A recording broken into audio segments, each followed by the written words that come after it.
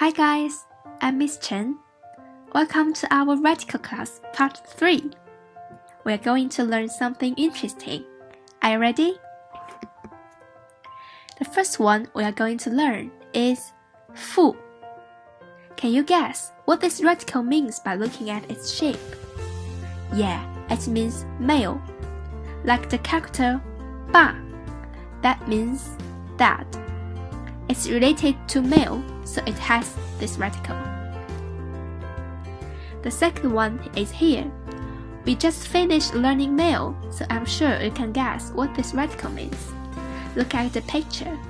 This radical looks like a woman who is sitting on the ground. So this radical means female. These two radicals are not only radicals, they are also characters by themselves.